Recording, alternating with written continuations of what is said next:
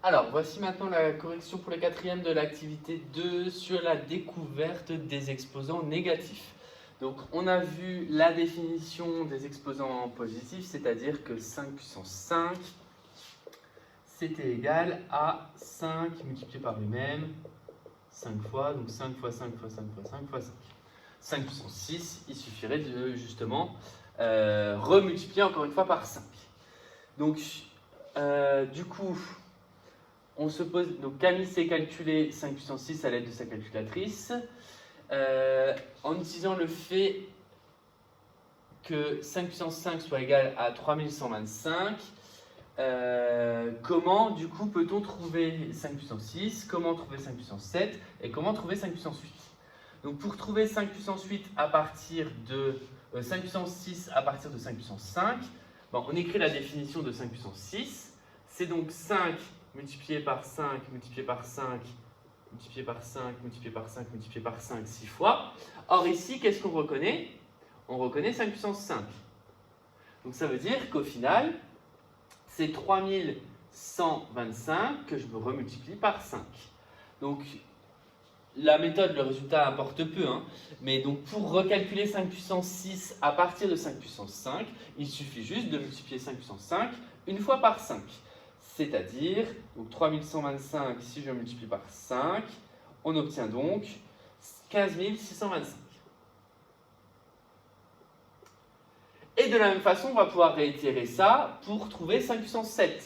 Puisque 5 puissance 7, au final, ça va être 5 puissance 6, donc c'est-à-dire 5 fois 5 fois 5 fois 5 fois 5, 6 fois, multiplié une septième fois par 5, c'est-à-dire c'est 15 625 multiplié par 5, donc ça fait 15 625 multiplié par 5, donc si je remultiplie encore par 5, ça fait 78 125.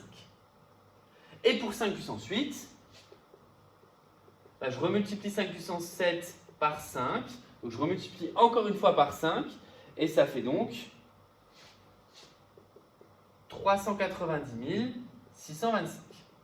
Au passage, j'aurais pu aussi uniquement partir de 5 puissance 5, vu que ça c'était une donnée sûre de l'énoncé. Donc pour aller de 5 puissance 5 à 5 puissance 6, il faut multiplier une fois par 5. Mais pour aller de 5 puissance 5 à 5 puissance 7, je multiplie par 5, puis encore par 5, c'est-à-dire par 5 au carré. Donc j'aurais aussi très bien pu écrire que 5 puissance 7, c'était 5 puissance 5, donc 3125, multiplié par 5 au carré, c'est-à-dire 25. Et 5 puissance 8, c'est 5 puissance 5 également, multiplié par 5 puissance 3. Donc ça fera partie des propriétés que l'on va découvrir à la fin de l'activité 1 et dans le cours, une fois qu'on aura vu les exposants négatifs. Mais c'est surtout le sens inverse qui va donc m'intéresser. C'est-à-dire comment revenir en arrière. C'est-à-dire, je connais 5 puissance 5 et j'aimerais retrouver 5 puissance 4. Donc 5 puissance 4, au final, c'est 5 fois 5 fois 5 fois 5, 4 fois. Mais moi, il m'en manque un des puissances 5. Donc ça veut dire que c'est 5 puissance 5 auquel j'ai enlevé 1 fois 5. Comment fait-on pour enlever une multiplication par 5? Eh bien, on le divise par 5. C'est-à-dire que pour passer de 5 puissance 5 à un cran avant 5 puissance 4, il suffit de prendre 5 puissance 5 que l'on divise par 5. C'est-à-dire, ça fait 3125 divisé par 5. Et donc 3125 divisé par 5, ça fait 625. Donc 5 puissance 4, c'est la donnée de 5 puissance 5 que l'on divise par 5 et on trouve donc 625. Pour 5 puissance 3, pareil, je peux repartir de 5 puissance 4. J'en ai un 5 de trop, donc je redivise par 5. Donc ça fait 625 divisé par 5. 625 divisé par 5. Et 625 divisé par 5. Là, ça nous donne donc 125. Et 5 puissance 2, de la même façon, c'est 5 puissance 3, mais il y a un 5 en trop, donc je divise par 5. C'est-à-dire 5 puissance 3 divisé par 5, ça fait 125 divisé par 5. Et ça, tout le monde le sait, que 125 divisé par 5, ça fait 25, puisque 5 au carré, tout le monde savait que ça faisait 25. Donc là, le plus facilement possible, c'était évidemment en repartant, en le faisant avec une seule opération. Maintenant, on découvre qu'au final, on peut continuer comme ça. C'est-à-dire que 5 puissance 1, bah, c'est 25, c'est-à-dire 5 puissance 2 divisé par 5. Ça fait 5. 5 puissance 0, c'est 5 puissance 1 divisé par 5. Ça fait 1. Et là, en fait, on peut encore continuer. Et 5 puissance moins 1, c'est-à-dire que je redécale d'un rang, c'est donc 5 puissance 0 divisé par 5, ça fait 0,2. C'est-à-dire que, en utilisant la calculatrice, on est en train de découvrir que 5 puissance moins 1, c'est 0,2. Mais 0,2, ce n'est pas n'importe quelle fraction. 0,2, c'est 1 sur 5. Pourquoi 1 sur 5 ? Ben, on est en train de le voir ici. 5 puissance, donc je le réécris ici, 5 puissance moins 1, c'est donc 5 puissance 0 qui vaut 1. Le tout divisé par 5 que je note en fraction. Et donc ça donne bien 1 sur 5, donc 1 cinquième. Et ça va être ça la définition des exposants négatifs. Au final, 1 cinquième, c'est aussi une notion que l'on a découverte dans les fractions. 1 cinquième, c'est ce qu'on appelle, et là je vous poserai la question en classe, mais c'est ce qu'on appelle l'inverse de 5.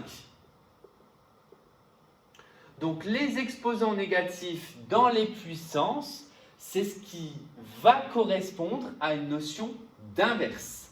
Si je continue encore ma démarche, 5 puissance moins 2 maintenant, bah je repars de mon 5 puissance moins 1 que je redivise par 5.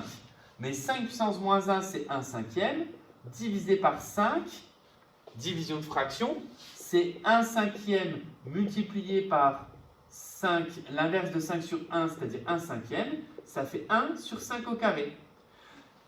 Et là, je suis encore une fois en train de me rendre compte que 5 puissance moins 2, c'est un inverse. C'est l'inverse de quoi? C'est l'inverse de 5 au carré.